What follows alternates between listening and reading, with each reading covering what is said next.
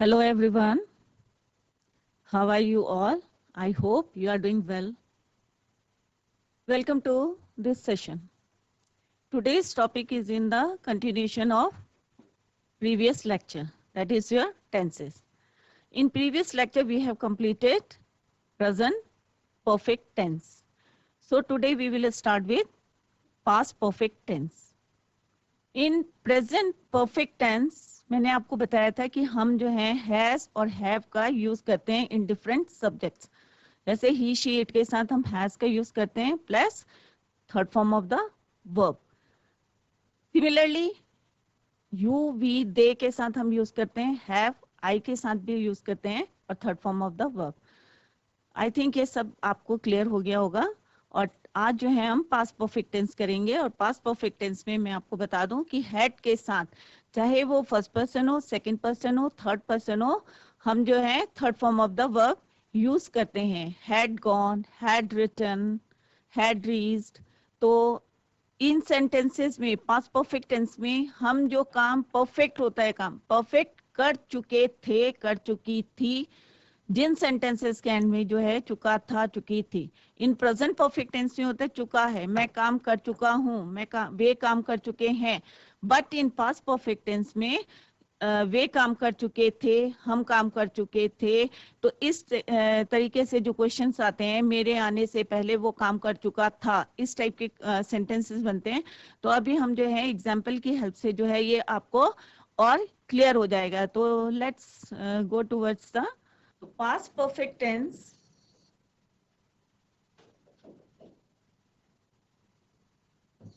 In past perfect tense we use had. हम क्या use करते हैं? had का यूज करते हैं and third form of the verb. इसका सिंपल रूल क्या है? subject plus had plus third form of the verb plus object. इसमें हम जो सेंटेंस जो है, अभी मैंने आपको बताया कि जिन सेंटेंस के एंड में चुका थे, हम काम कर चुके थे, वे काम कर चुके थे, they had done their work, I had done my work, मैं काम कर चुका था. अगर आएगा मैं काम कर चुकी हूं तो क्या आएगा? I have done my work. तो इसमें डिफरेंस यही है कि चुका था पास्ट टेंस में, और अगर प्रेजेंट परफेक्ट होगा तो चुका है. तो वहां पे हम क्या यूज करते हैं? सब्जेक्ट के साथ हैड का यूज करते हैं और वर्ब की थर्ड फॉर्म यूज करते हैं. अगर हमारे पास पॉजिटिव अफर्मेटिव या पॉजिटिव सेंटेंसेस होते हैं तो उसमें हम हैड और third form of the verb का यूज करते हैं. अगर नेगेटिव सेंटेंसेस होते हैं तो उसमें had not plus third form of the verb, उसमें हम खाली नॉट लगा देते हैं हैड और third form of the verb के बीच में. अगर इसी को इंट्रोगेटिव सेंटेंसेस में चेंज करना होता है तो हम क्या लगाते हैं? हैड को बिफोर द सब्जेक्ट. सब्जेक्ट से पहले हम किसका यूज करते हैं? हैड का यूज करते हैं और तब सब्जेक्ट आता है, then we use third form of the verb. I, you, we, they, he, she, it, जितने भी हमारे सब्जेक्ट हैं सबके साथ हम क्या यूज करते हैं? Had plus third form of the verb. सबके साथ हम third form of the verb को यूज करते हैं. तो सिमिलरली अभी हम जो है यहाँ पे वन बाय वन जो है अफर्मेटिव सेंटेंसेस करेंगे, नेगेटिव सेंटेंसेस करेंगे, इंट्रोगेटिव सेंटेंसेस करेंगे, तो उससे आपको जो है और क्लियर हो जाएगा. तो first one is your affirmative sentences. तो in affirmative sentences we use affirmative sentences.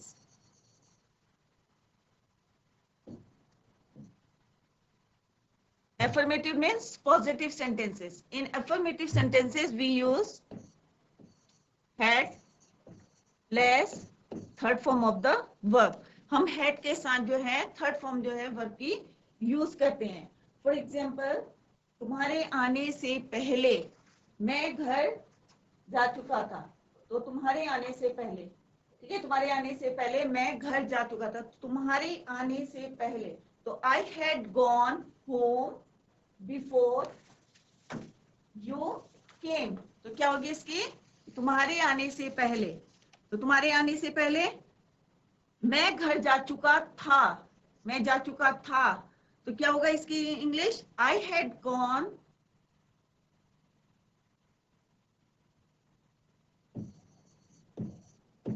Home before you came.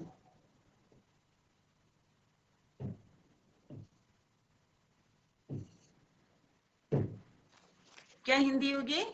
तुम्हारे आने से पहले मैं जा चुका था घर। ठीक है, या तुम्हारे आने से पहले मैं घर जा चुका था। Is it clear? तो क्या है? Had gone. तो यहाँ पे क्या यूज करा हमने? ये हमारा सब्जेक्ट है, हेल्पिंग वर्ब हो गया। हेड के साथ हम क्या लगाएंगे? Third form of the verb. जो फॉर्मूले में लिखा है वही हम यहाँ पे लिखेंगे, third form of the verb. This is your object before you came, क्योंकि दो सेंटेंस है कि तुम्हारे या मैं घर जा चुका था तुम्हारे आने से पहले। I had gone home before you came. तो इस तरह से आप जो है third form of the verb जो है हम यूज करेंगे। और जैसे मैं पत्र लिख चुका था, I had written a letter, she had written a letter, they had written a letter। किसी भी सब्जेक्ट के साथ जो है हम क्या यूज करेंगे? had का यूज करेंगे और third form of the verb करेंगे। But in present perfect tense में हम क्या लगाते थे? ही शी इट के साथ हैज लगाते थे और third form of the verb use करते थे।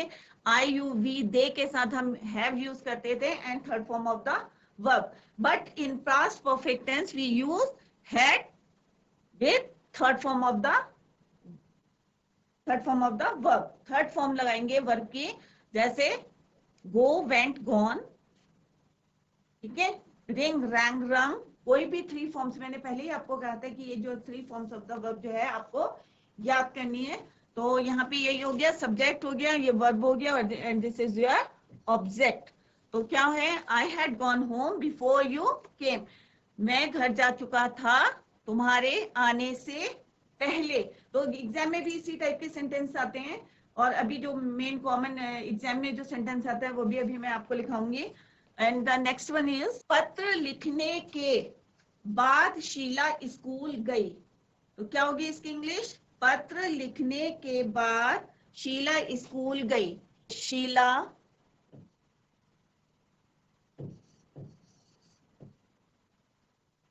पत्र लिखने के बाद शीला स्कूल गई। शीला वेंट टू स्कूल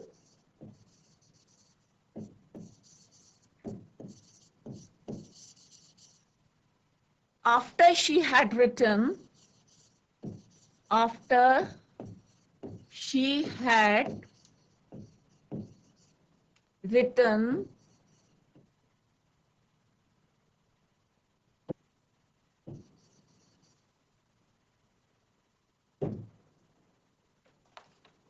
पत्र लिखने के बाद शीला स्कूल गई। तो शीला स्कूल गई पत्र लिखने के बाद, या पत्र लिखने के बाद शीला स्कूल गई। Sheela went to school after she had. यहाँ पे कौन सा टेंस आया? पास्ट इंडेफिनिट टेंस आया है यहाँ पे। तो यहाँ पे भी आप कंपेयर कर सकते हैं कि कौन सा टेंस आपने यूज करा है। तो यहाँ के आफ्टर शी हैड रिटन, लिखने जब वो लिख चुकी थी तब वो स्कूल गई। तो यहाँ पे तो कौन सा टेंस आया आपका? पास्ट इंडेफिनिट टेंस आया। और यहाँ पे कौन सा लिखेंगे हम? पास्ट परफेक्ट टेंस, क्योंकि लिख चुकी थी उसके बाद वो स्कूल गई। तो यहाँ पे शी क्या है? तुम्हारा सब्जेक्ट है, had a helping verb and this is your third form of the verb। और लेटर क्या है आपका? ऑब्जेक्ट। सिमिलरली यहाँ पे भी ये सब्जेक्ट है, ये वर्ब की सेकंड फॉर्म है। आपको पता है पास्ट एंड डेफिनेट टेंस में हम क्या यूज करते हैं? Second form of the verb use करते हैं and this is your object. तो Sheela went to school after she had written a letter. मतलब शीला ने क्या करा? पत्र लिखने के बाद शीला स्कूल गई। तो यहाँ पे आपको टेंस देखना है कि कहाँ पे हमें कौन सा टेंस यूज करना है और कहाँ पे हमें, दिस इज योर सब्जेक्ट, ये वर्ब की सेकंड फॉर्म है, और ये है school, this is your object. तो यहाँ पे जो है इन फर्स्ट सेंटेंस में जो है पास्ट इंडेफिनिट टेंस यूज हुआ है, और यहाँ पे हमारा कौन सा टेंस यूज हुआ है? पास्ट परफेक्ट टेंस यूज हुआ है। क्या हुई इसकी हिंदी? शीला स्कूल गई पत्र लिखने के, जब वो पत्र लिख चुकी थी तो शीला स्कूल गई।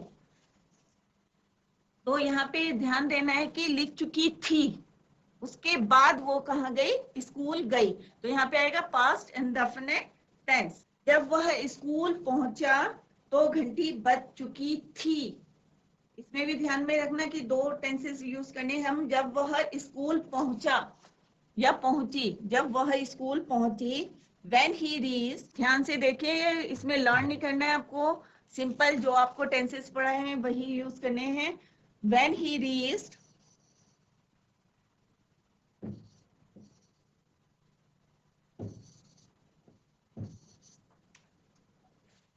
The school,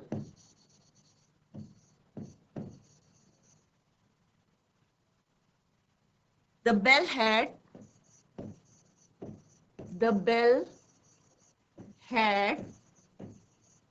rung।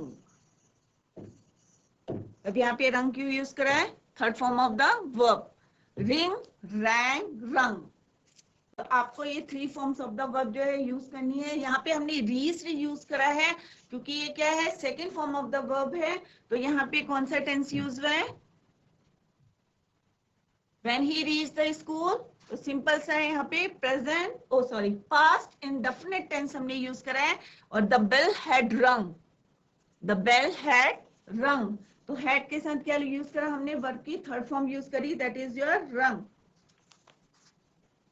तो यहाँ पे क्या है, ये हमारा सब्जेक्ट है, second form of the verb है, ये है। यहाँ पे हमने हैड रंग, द बेल हैड रंग। वर्ब की क्या है, ये थर्ड फॉर्म है और ये हेड के साथ हमने यूज करा है। और बेल क्या है, यहाँ पे ऑब्जेक्ट है और यहाँ पे एक एज ए सब्जेक्ट हमने यहाँ पे यूज करा है। तो when he reached the school the bell had rung. क्या बज चुकी थी, घंटी बज चुकी थी। तो यहाँ पे टेंस कौन सा लग गया, यहाँ पे पास्ट परफेक्ट टेंस, कि जब वह स्कूल पहुंचा, जब वह स्कूल पहुंचा, when he reached the school the bell had rung. Bell जो है बज चुकी थी। मोस्टली जब बच्चे स्कूल पहुंचते हैं, कई बच्चे जो लेट जाते हैं तो बेल जो है बज चुकी होती है, बच्चे जो है लेट आते हैं, गेट बंद हो जाए। तो यहाँ पे यही सेंटेंस आपको लिखना है, when I reached the school the bell had rung. अगर मैं लिखूंगी जब मैं स्कूल पहुंची तो बेल बज चुकी थी, तो मैं यहाँ पे क्या होगा, यहाँ पे when I reached the school. तो आपको वही सेंटेंसेस बनाने हैं जो आप डेली यूज कर सकते हैं। तो यहाँ पे वही है कि जब मैं स्कूल पहुंची, अगर किसी ने पूछा आज तुम स्कूल गए, तो तुम बोल सकते हो जब मैं स्कूल पहुंची या पहुंचा तो बेल जो है बज चुकी थी। तो when I reached the school the bell had rung. वह यह समाचार पहले ही सुन चुका था या सुन चुकी थी। ही हैड ऑलरेडी, पहले ही, heard this news। इसकी हिंदी क्या होगी, जैसे कोई पूछेगा तुमने कोई न्यूज सुना रहा है तो तुम बोलोगे कि I have already heard this news, I had already heard this news. तो सबके साथ हर्ड। तो यहाँ पे क्या, ही had already heard this news, वह पहले ही, वह यह समाचार पहले ही सुन चुका था। तो he had already heard this news. अगर मैं बोलूंगी तो I had already heard this news, मेरे को किसी ने न्यूज सुनाई और मुझे पहले से पता होगी, तो मैं क्या लिखूंगी, मैं पहले ही ये खबर जो है सुन चुकी थी। तो यहाँ पे क्या आ जाएगा, I had already heard this news.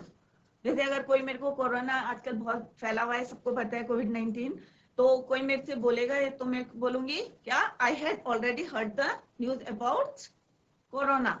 तो सिमिलरली यहाँ पे बस यही मैं क्लियर करना चाह रही हूँ कि आपको क्या है, परफेक्ट टेंस में चुकी थी, जो चुका मतलब पहले से पता है आप लोगों को, चुकी थी, तो वहां पे जो है मैं सुन चुकी थी ये न्यूज। तो यहाँ पे आएगा, this is your subject, helping verb, heard is your third form of the verb, and this is your object. तो he had already heard this news. तो ये हमारी पॉजिटिव सेंटेंस है। अगर हम इनको नेगेटिव सेंटेंसेस बनाएंगे past and past perfect tense में, तो हम क्या लगाएंगे, had not. In negative sentences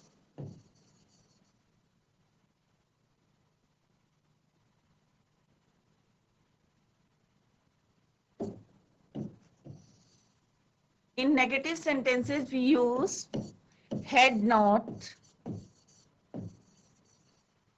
plus third form of the verb. Had not लगाएंगे और उसके बाद third form of the verb को हम यूज करेंगे. फॉर एग्जाम्पल, उसने मुझे बताया कि उसने परीक्षा पास कर ली है. तो ही टोल्ड मी या शी टोल्ड मी, कुछ भी लिख सकते हैं.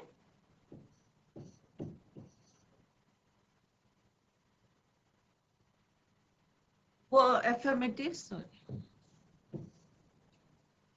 पॉजिटिव सेंटेंस हो गया. पास नहीं की बोलेगा तो तो क्या आ जाएगा? He told me that he या she had not pass the examination. उसने मुझे बताया कि उसने परीक्षा पास नहीं कर चुका था, या जो भी है नहीं कर चुका था, मतलब पास्ट में जो है वो हमें बता रहा है कि वो नहीं पास कर. तो उसमें भी हम जो है हैड नॉट का यूज करेंगे. उसके स्कूल पहुंचने के बाद घंटी नहीं बजी. मतलब पहले एक सेंटेंस था जो पॉजिटिव था कि मेरे स्कूल में पहुंचा तो घंटी बज चुकी थी. अब सेंटेंस क्या है? उसके स्कूल पहुंचने के बाद घंटी नहीं बजी. तो the bell did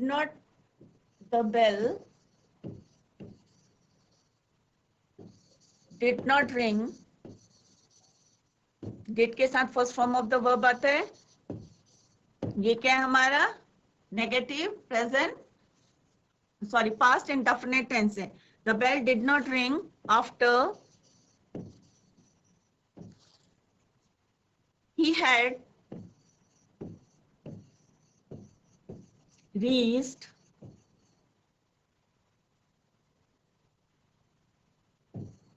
the school.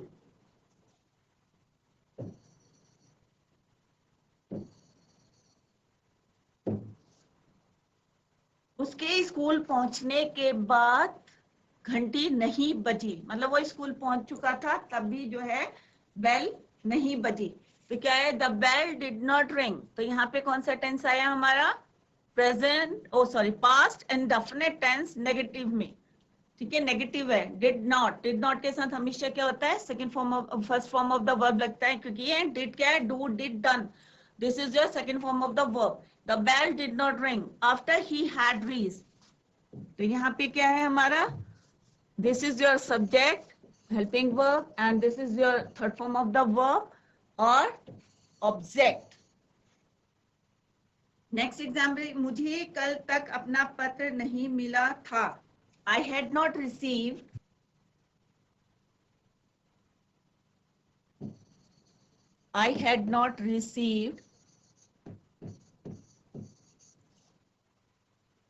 your letter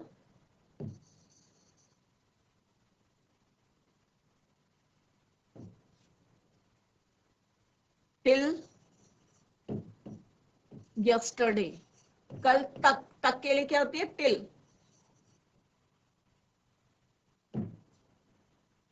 मुझे कल तक आपका पत्र नहीं मिला था. ठीक है, तो यहाँ पे क्या है? टिल क्यों लगाया? क्योंकि कल तक बोला है, तो इसके लिए हमारी इंग्लिश क्या होती है? टिल. तो यहाँ पे क्या है? I had not receive your letter till yesterday. Subject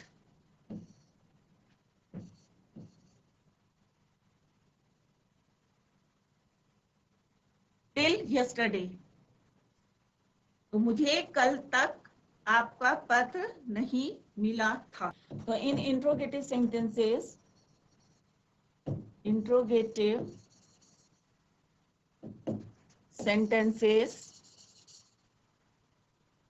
we use had before the subject.